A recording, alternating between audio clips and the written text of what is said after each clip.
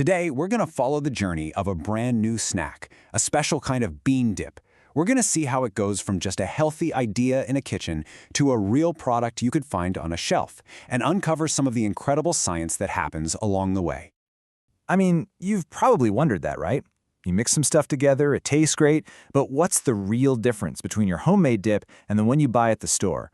Well, it's a whole hidden world of scientific tests, a gauntlet designed to make sure what's tasty is also safe, and we're about to see what that gauntlet looks like.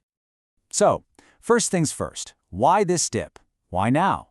Well, it all kicks off with this massive change in how all of us are starting to think about the food we eat. It's not just about filling your stomach anymore, is it? We're all getting way more interested in foods that are plant-based, that are good for the planet, and that are functional, which is just a fancy way of saying they actually do something good for our bodies. This dip is born right out of that exact trend. The heart and soul of our dip? Legumes. Specifically, we're talking about kidney beans and black-eyed peas. And these things are absolute nutritional powerhouses. You've got tons of fiber and protein. They help keep your blood sugar in check, and they are fantastic for your gut health. This isn't just a base, it's the whole reason the dip is so healthy in the first place. And then we have our secret weapon, lemon essential oil. Now this isn't just for a little citrusy kick, oh no, it's in here doing some serious work. It's a natural antioxidant and it has antimicrobial properties, which means it helps keep the dip fresh and safe, especially since it's a cold processed food where you really want to protect all those good nutrients. Okay, so we've got our hero ingredients. How do we actually put them together to make this bean bliss dip? Well, you might be surprised at how simple and clean the process really is. It's pretty straightforward, really. You start with the beans, you soak them and boil them till they're nice and soft. Then you throw everything into a food processor and just blend it until it's silky smooth and creamy. A quick 30 minutes in the fridge to let the flavors get to know each other, and you're done. That's what's called a clean label approach. No weird chemicals, no complicated processes, just real food. But here's where things get serious. This is where a simple recipe has to prove it has what it takes to be a real product. It's got to survive 5 crucial scientific tests. This is the food scientist's gauntlet. First up, we measure the pH. All that is a measure of how acidic the dip is. Now, why does that matter? Well, a lot of really nasty bacteria absolutely hate acidic environments.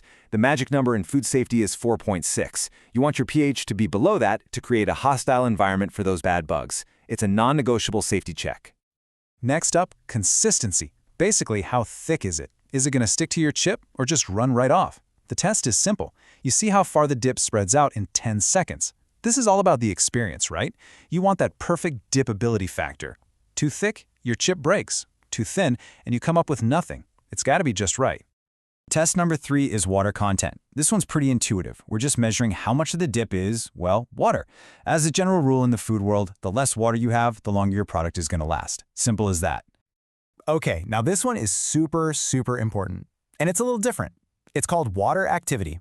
It's not about how much total water is in the dip, but how much of that water is free or available for tiny microbes to use to grow and multiply. You can think of it like this. A high water activity level turns your food into a playground for bacteria, yeast, and mold. This is one of the most critical numbers for food safety, period. And finally, we have viscosity. It sounds a lot like consistency, but it's a much more precise measurement of how a liquid resists flowing. And what this translates to, for you and me, is something called mouthfeel. You know, that creamy, rich, satisfying texture when you eat something? That's what viscosity is all about. It's pure sensory experience.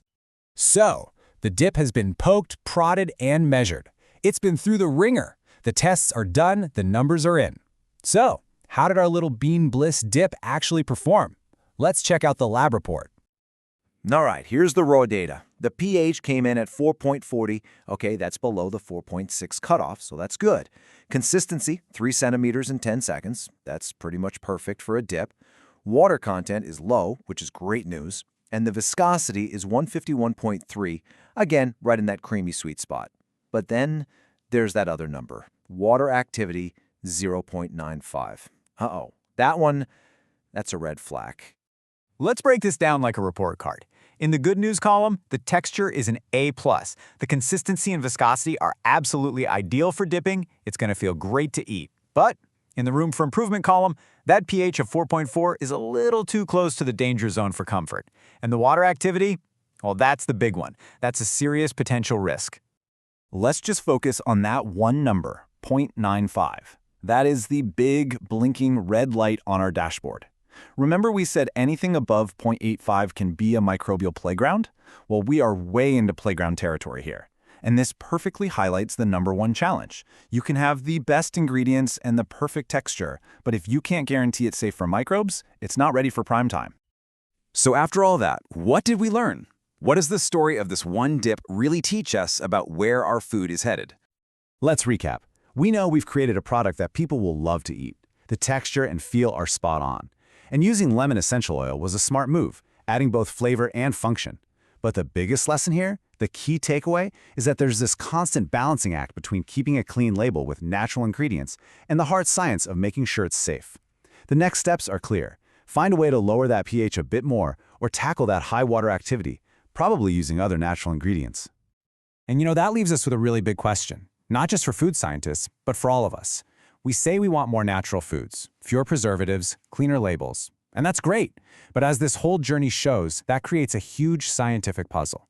How do we keep innovating to give us the wholesome foods we crave while never, ever compromising on the science that keeps them safe? That's the challenge that folks in the food world are trying to solve every single day.